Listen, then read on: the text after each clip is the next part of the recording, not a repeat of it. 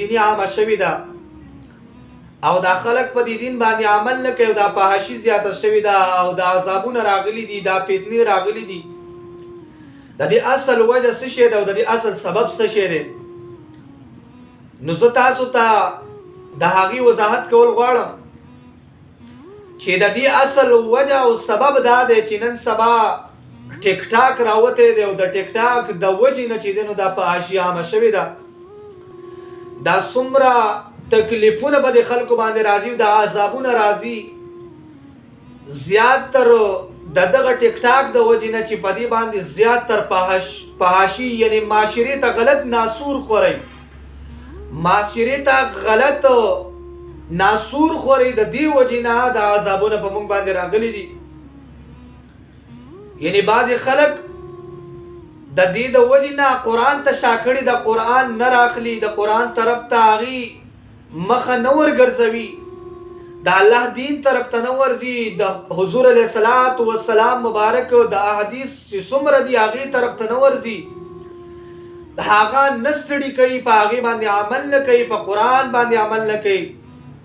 او د رب کائنات په تعلیماتو باندې عمل نه کوي او د محبوب علیه السلام په تعلیماتو باندې عمل نه کوي. دا اصل وجه دا ده چې زمونږ او ستاسو زړونه دومره د دنیا طرف ته څه شوي دي، مایله شوي دي، دومره مایله شوي دي او زمونږ زړونه دومره سخت شوي دي چې د دې سختوالي د وجې نه که موږ یو مسله وامرو، که هغه د سوشل میډیا په ذریعه باندې واورو یا یې داسې واورو او ښه راته پته وي چې یاره دا کار د ګناه دی، زه کوم دا کار د ګناه دی، دې نه الله منع فرمایلې ده، دې نه قرآن کې منع راغلې ده، دې کې حدیث مبارکو کې منع راغلې ده، خو لیکن بیا ما او تا هغه کار بیا هم کو، ښه راته پته چې دا کار ګناه دی. نن سبا چې څومره فحاشي عامه شوې ده، فحاشي عامه شوې ده، هغه زیاتر د دې ټیک ټاک د وجې نه عامه شوې ده. نو زما دا پیغام هغه خویندو ته دی، هغه مشرانو ته دی، هغه نوجوانانو ته دی چې تاسو را روان کم نسل چې دی، را روان کم کل چې دی، هغې ته غلط ناسور مه پرېږدئ، هغې ته غلط طریقې مه ښایئ او خاص کر والدینو ته دا یو اپیل کومه، څومره والدین چې زما دا ویډیو اوري او مخې ته زما دا ویډیو د دې والدینو سره مخې ته هم شیر کوي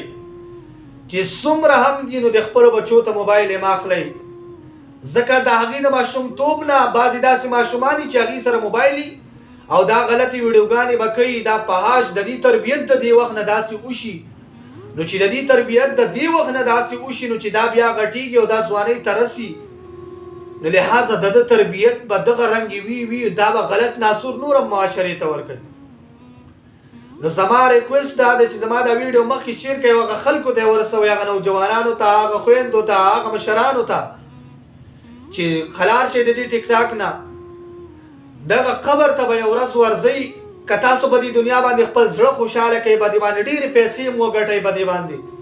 او خپل دنیا کې هغه زړه په دې باندې خوشحاله کوئ، یو ورځ نه یو ورځ به دغه 2 فوټه ځای ته ورځئ، دغه قبر ته به ورځئ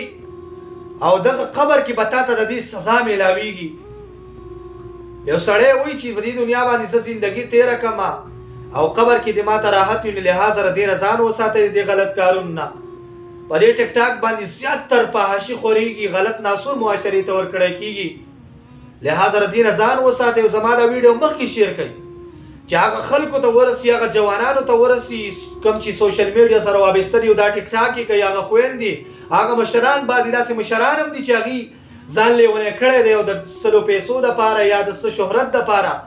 هغې چې دی نو ټیک ټاک یې کوي او د ټیک ټاکو د وجې نه معاشرې ته چې یو مشر یو جوان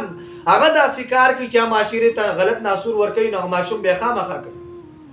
نو مهرباني وکړئ او عاجزانه درخواست ته کوم چې د دې ټیک ټاکو نه، د دې غلط ناسور نه، د دې غلطو طریقو نه، د دې غلطو ویډیوګانو نه ځان وساتئ، ځکه چې موږ او تاسو ته مرګ را روان دی او چې مرګ د مرګ نه انکار نشته دی. هر انسان چې هغه زیروغ څیز دی، که انسان دی، ځناور دی، هر قسمه حیوانات دی، هغه د مرګ دا ذایقه څکي، نو لحاظه چې د مرګ نه انکار نشته دی نو په دې دنیا باندې د دغه څیز نه توبه ویسته پکار دی.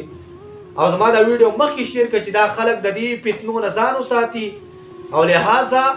دا خبر دپاره تیاری وکړو.